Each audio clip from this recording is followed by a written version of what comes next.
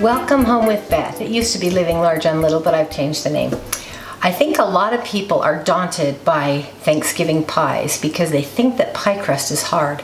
But pie crust does not need to be hard. I am going to give you a recipe today, and you will agree with me once you've done it that it is the easiest thing ever, and that it's no fail. You just can't go wrong with this recipe. So I'm going to show you exactly how to do it, and you'll never use any other recipe for the rest of your life. So we're going to start today with 3½ cups of all-purpose flour. Does not need to be pastry flour. Regular, ordinary flour is fine. And the second thing that we're going to put in there is 2 teaspoons of salt. So I'm going to use, I use a tablespoon measure, but I can see about where the 2 tablespoon mark is. Put those in. So we've got the flour and the salt. And then I'm going to use 1.25 cups of shortening. Now you can use the butter flavor shortening and it tastes really good, but use regular shortening like I'm using today. If you want to, you can do as I am going to do and add a little bit of butter flavoring. It will taste just fine without the butter flavoring, but it will be just a little extra rich. So that's 1 cup of shortening.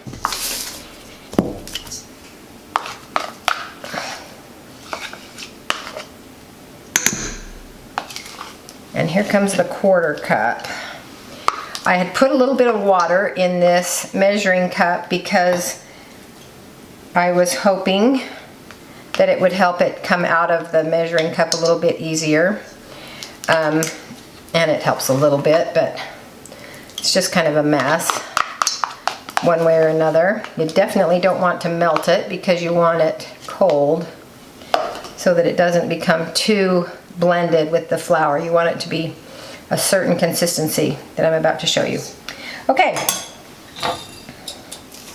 so the next step is to mix this shortening up with the flour until the mixture resembles coarse crumbs.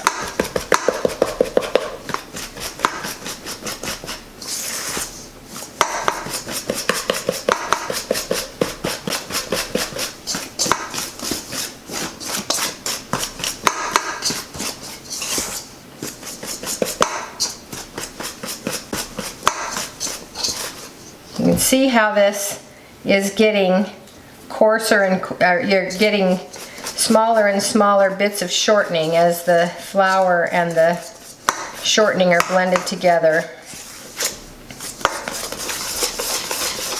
The shortening is what makes the pie crust tender and flaky. So there it is. It's that's about the right consistency. A little bit more, I guess. I still see a few bigger chunks, but it's not fine crumbs, it's coarse crumbs. Okay, now this is the part that's unique. Ordinarily, a pie crust recipe would just have you add water at this stage, but instead of just adding water, I'm going to add a few different things. First, a little squirt of butter extract, butter flavor extract. And so that's just going to give it a nice little extra kick of flavor, make it really nice. Now I'm going to put 5 tablespoons of ice water in there, and make sure that you actually use ice water because you want to make sure that it is really good and cold. 3, 4, whoop, spilled a little bit in there. 5. Then add an egg. And last of all, a tablespoon of white vinegar. Again, I splashed it a little bit, so I'm going to put a little bit less of the measure. So that's what you have right now. That's all the ingredients. And you're going to go back to using your whisk, break up the egg just a little bit before you start blending it in, and then it will gather into a dough as you stir it, but I actually like to use my hand at this stage to just kind of turn it over into itself so that the moisture is evenly distributed. You don't want to handle it any more than you have to, because you want it to be you want it to stay cold. It rolls out better if it's a little bit chilly and holds together as it's being rolled a little better if it's still kind of cold. That's why you use the ice water, just to get it as cold as you can. And when it's all gathered into a dough, like this is almost there. I'm messy today, goodness sakes. You're ready to form your crust. So we've got this fist-size wad of dough. Put it on your wax paper, a sheet of wax paper, or if you have a fancy rolling sheet or a rolling cloth, those are great too, but wax paper is fine. Sometimes I use parchment paper for the upper one, but wax paper also works fine for that too. So you just roll it out long way, rotate it 90 degrees and roll it out sideways. Now you're going to have roughly a square shape, so you roll the flat sides and it should just roll into a circle. It doesn't take too much pressure. This is a real heavy rolling pin. I found this marble rolling pin in a thrift store one time. They were asking $1 for it. I was so excited I could hardly believe it. So it's been my go-to ever since. But you do not need a fancy one. You could even use just a piece of a dowel or a bottle that's round if you don't have a good rolling pin. But I sure have enjoyed this real heavy one because it's so nice and smooth. So that is rolled big enough, I think, to fit this deep dish pie plate. So I'll lay the pie plate on here, make sure that there's about 1 inch all the way around. Looks like it's a little bit shy right here.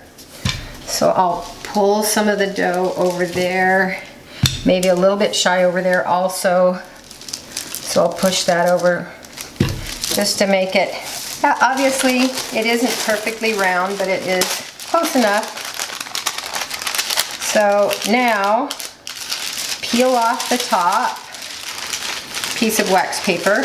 I will use this for the next one. And put the plate, and you're going to leave the pie crust on the wax paper while you position it on the pie plate so that you can move it around a little bit. You want to make sure that there's 1 inch at least all the way around. I'm going to move it just a little bit like this, and then tuck it down into the pie with the paper still on it until the pie crust goes in and fills those corners, the lower rim of the pie crust. Then you're going to tease it off of this wax paper. And of course, because you pushed it into a concave space, there are little folds all along there. So you're going to have to just kind of work it out of those little folds. Like this. Just leave that edge flapping over the edge of the pie pan. You can use a metal pie pan, you can use a foil pie pan for that matter. It's not going to hurt anything or make any difference, except in the pie plate that you use to serve it with. So just easy peasy. And it's not picky. That's the best part of it. But I can guarantee this is going to be a very tender, tasty pie crust. Okay, and there was a little bit of something on that piece of wax paper. I think it was a breadcrumb. Okay, now you have this nice rim that's overlapping the pie plate. Before you trim the edges, you're going to go ahead and crimp the sides if it's a one pie crust recipe. So for pumpkin, you're not going to have a top crust, you're just going to have a just the lower crust, and then bake the filling right in there. And so you just go ahead and crimp the edges like this. Now what I'm doing is I'm just pinching it with my 4 fingers, my 2 index fingers and my 2 thumbs, and I pinch it like this, and then I push with my thumb so that a little bit of the dough squeezes out between my index fingers. And do that all the way around to give a nice pretty edge. And it also will raise the lip of the pie plate just a tiny bit so that when you add the filling, it will contain just a little bit more. So now you've got this nice crimped edge. I see right here that there's a little bit of a crack in the pie dough. So I'm just going to push that together and press it together so that it's sealed. Just check it for that. Right here there's a little place where it's kind of pulled away from the corner. Push it back into the corner. If you were making something like a cream pie or a pudding pie, like chocolate, or you can make well, any flavor of a cream pie, where you're going to create the filling and then pour it into a cooked pie crust, you're going to want to poke it with a fork. But when you're doing pumpkin pies, this is going to be a pumpkin pie, you don't need to poke it with a fork. You just leave it the way it is. Now, you take a knife and go along the outside and trim off that little bit of crust that's still hanging over.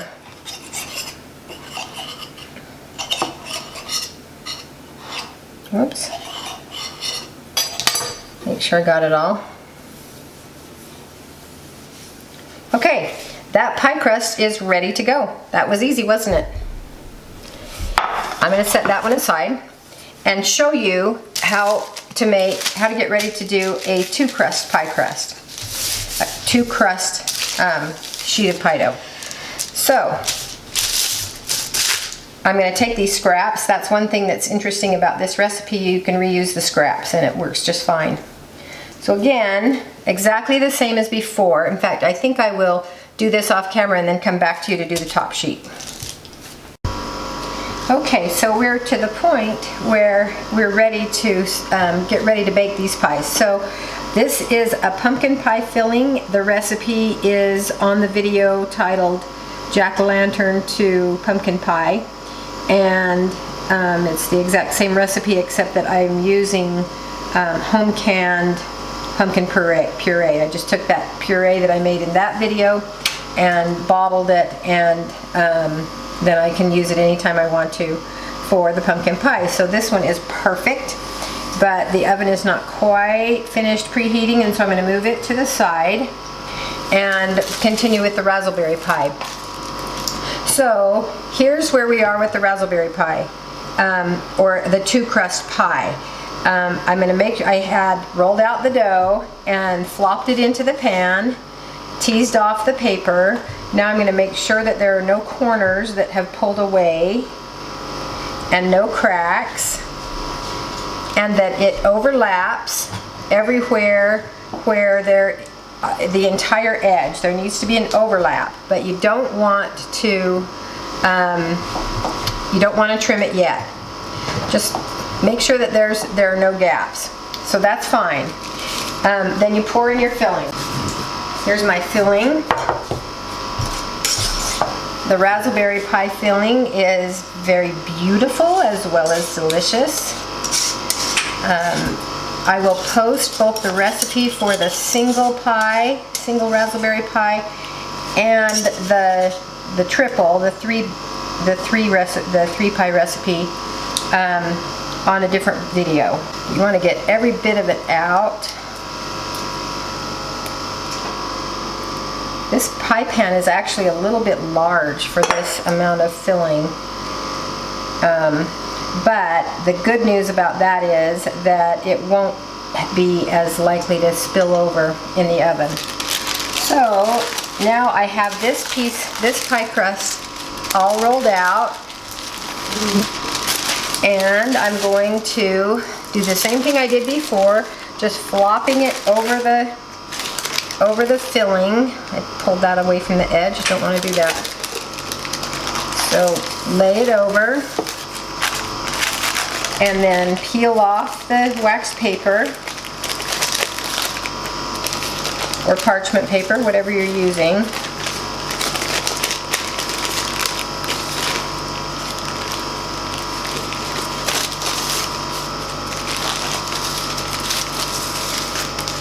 So that's what you've got going.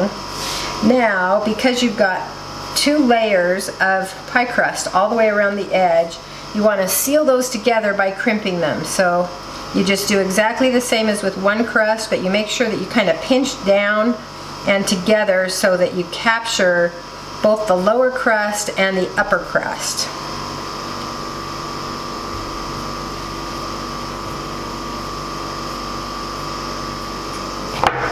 And it makes a very pretty presentation.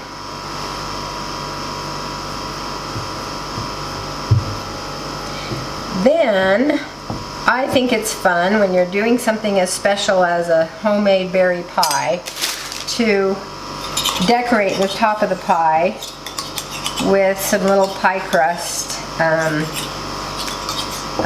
medallions. And I'll show you how I make those. I've got all these trimmings. I can just kind of lay them out. I'll move that aside for just a minute. And roll them maybe a little bit flatter.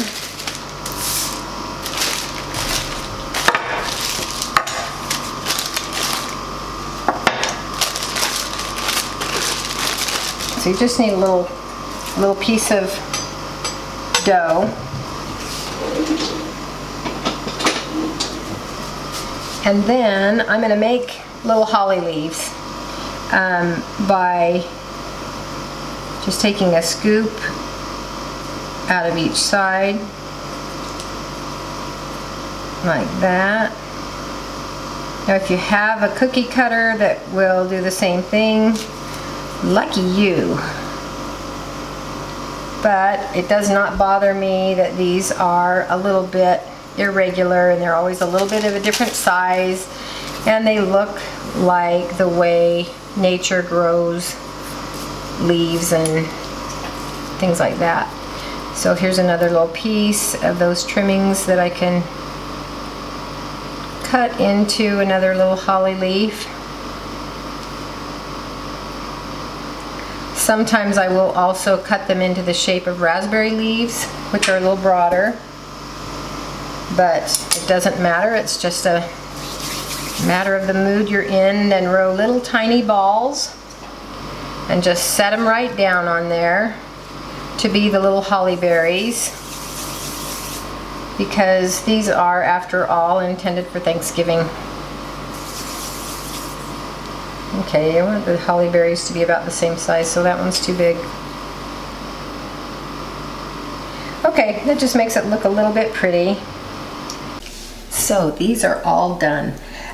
One little tip about pumpkin pie is that it's going to have a little bit of a jiggle when it is actually done cooking, and so I put a knife in the middle of it, and the knife came out clean, so I went ahead and pulled it out of the oven, and it's been about 10 minutes now, and you can see the jiggle is completely gone. It finished setting up as it was cooling. Now this 2-crust pie, the raspberry pie, the crust is firmed up. There's nothing doughy about it. It's a little bit blistered, which is perfect. It's going to be tender and buttery and delicious. And so I'm going to wait for them to cool before I cut them, because they will continue to set up and to form their proper texture as they cool. But they're going to be fantastic. Thanks for joining us. We're going to have a great Thanksgiving.